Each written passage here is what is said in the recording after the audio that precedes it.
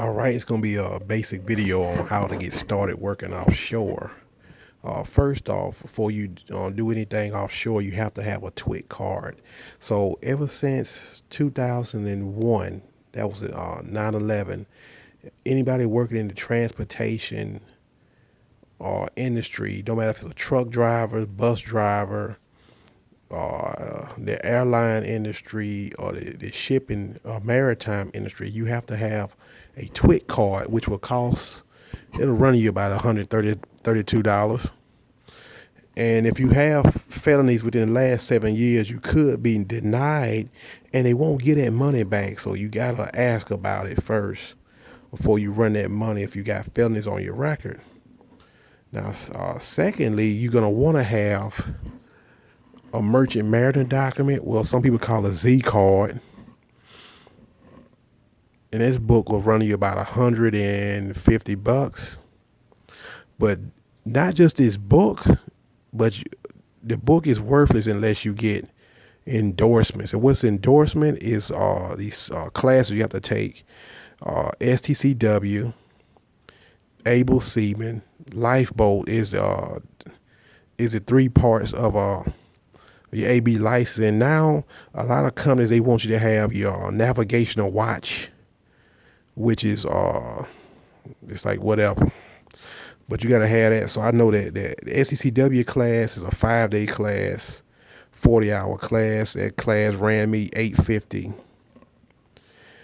From there, I took my AB class. That was another 5-day class, and that class ran me $750. From there, I had to take Lifeboat. That was a 4-day class, and that class ran me $650. After I had my completed AB license, that wasn't enough because a lot of companies, they like to add stuff to it, but a lot of companies, they want you to have your navigation and watch license now. So that class ran me $495, and that class was like 3 hours. So I think altogether I paid about $3,500 for my AB license. Now you can be unlicensed and work. You don't have to have a license, but it makes sense to get your license because you'll be doing the same job, the exact same job as a licensed personnel, but we're doing for less money. So if, let's say you're unlicensed deckhand, you might top off at $225 a day unlicensed. Whereas a licensed deckhand, the most I seen them make was about $495 a day. That's when the oil industry was good. The average pay for a licensed deckhand was around about $350 to $375 a day. That's a licensed deckhand. They also have some the engine room department. Now the engineer is the guy who keeps up the maintenance of the boat, the engines, a lot of just the general mechanical stuff on the boat, and he like the handyman of the boat. So the most I've seen unlicensed engineer make $500 a day. You can make $500 a day, and these are all numbers when it was good. $500 a day. So you have 3 engineers. You got the chief engineer. He's gonna make the biggest paycheck. $500 a day is the most I saw unlicensed engineer make. You got the second engineer who might not be as good as the chief, and he might be better. It depends. But the second engineer a lot of times is less experienced, but not always, because I know some second engineers who was better than chief. But the second engineer, he might pull about $395 a day. Then you got the third engineer. No, I'm trying to see how it go.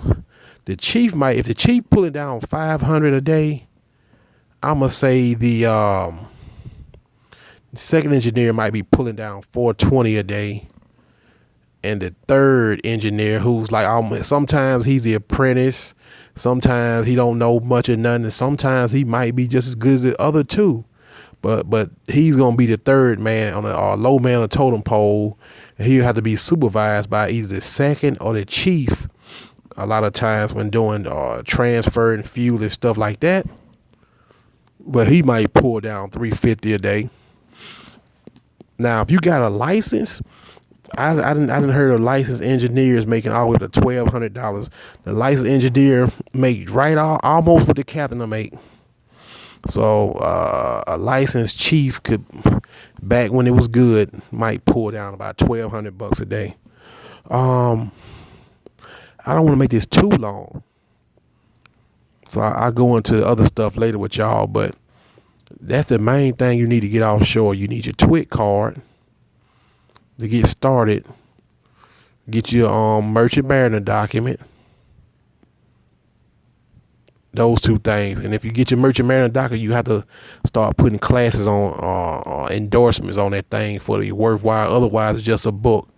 And you can get a passport. You don't have to have a passport, but you can get a passport. Now, if you're working overseas, international, you're going to need a passport, but you don't have to have it.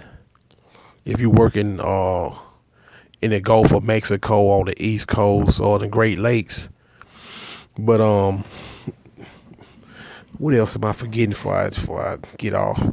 I tell you what, hit me in the comment section, whatever questions you got about working offshore. I'll make another video. All right.